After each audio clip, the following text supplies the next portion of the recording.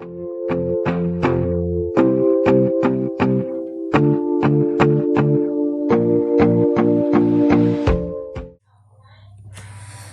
siang, perkenalkan nama saya Dika Eriandra, NIM 11091939, kelas 3 IKP 1, mata kuliah Perkembangan Teknologi Komunikasi, Fakultas Ilmu Sosial dan Ilmu Politik. Saya akan membacakan jawaban UTS berikut.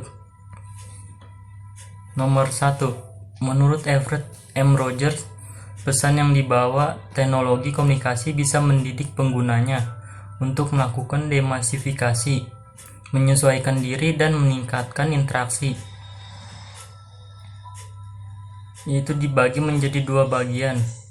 1. Melakukan demasifikasi.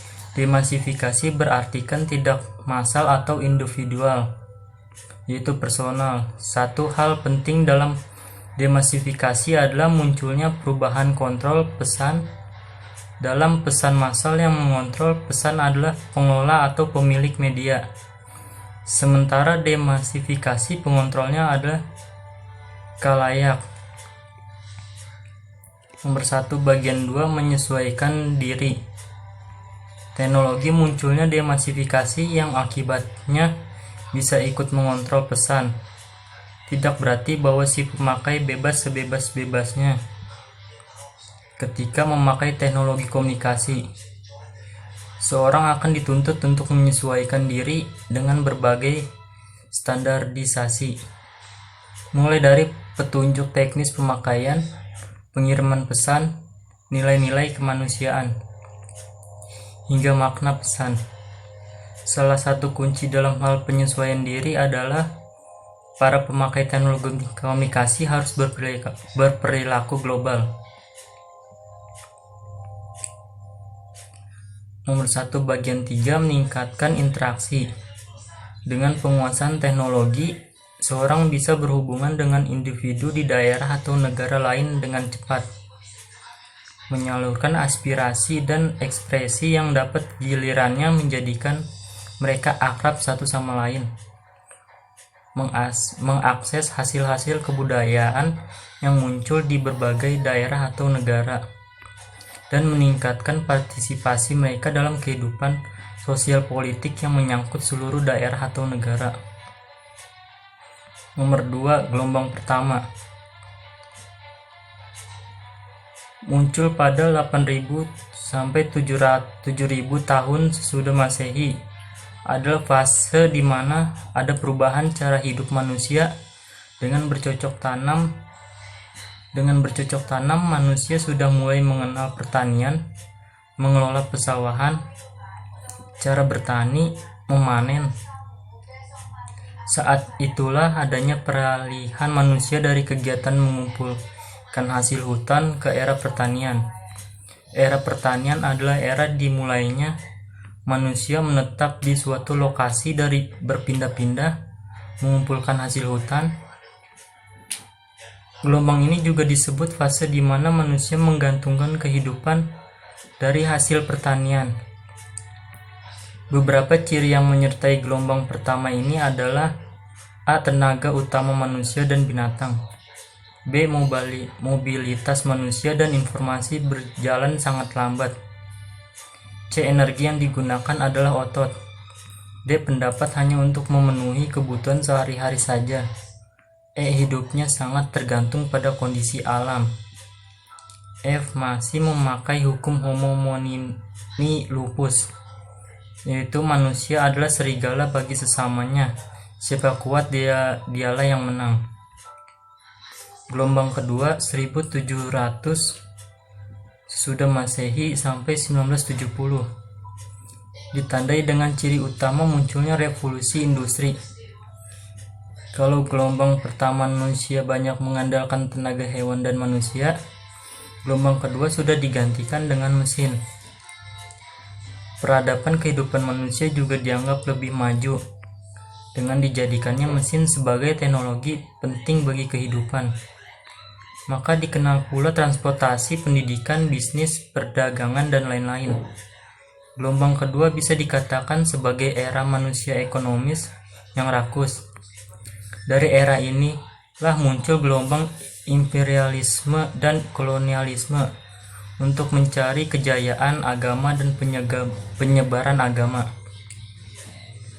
Zaman Renaissance yang berarti lahir kembali telah mendorong manusia pada kebebasan berpikir dan berpendapat. Hal itu ditandai dengan A. Imperialisme dan kolonialisme.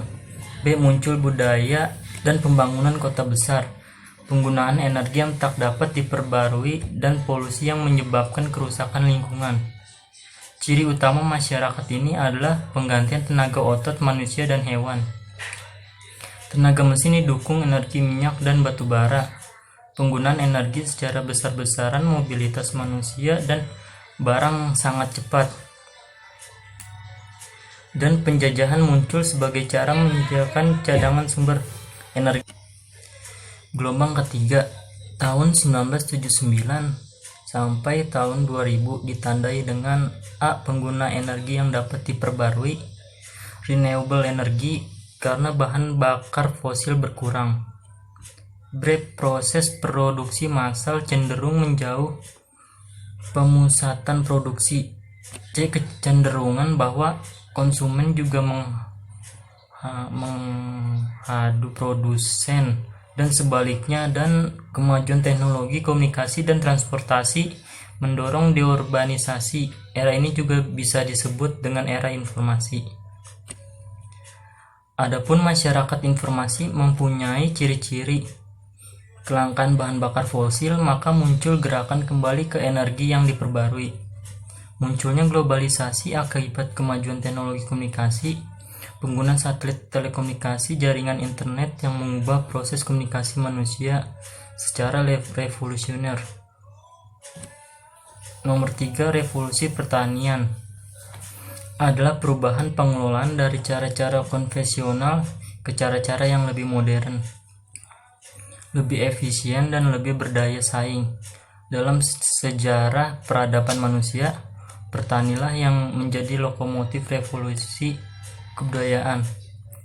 Revolusi politik di Prancis pada tahun 1830 dan 1848 sering disebut sebagai revolusi politik. Revolusi politik dikontraskan dengan revolusi sosial di mana hubungan properti lama dijungkir-balikan. Buku Leon Trotsky, The Revolution Battery, adalah perkembangan teori yang paling banyak dikutip. Revolusi pendidikan adalah perubahan sosial budaya berupa penyerahan cara yang lebih modern, lebih efisien, dan lebih berdaya saing. Dalam sejarah peradaban manusia, pertanianlah yang menjadi lokomotif revolusi kebudayaan. Revolusi industri adalah perubahan secara besar-besaran di bidang pertanian, manufaktur, pertambangan, transportasi, dan teknologi, di mana industri berubah dari proses yang membutuhkan pekerja berjumlah banyak dilakukan dengan cara manual menjadi proses yang dikerjakan secara massal oleh mesin. Dalam The Age of Information, The Increase of Technology and Mythology, Ajit Teranain 1982 membuat tabel revolusi komunikasi dan perubahan historis sebagai berikut.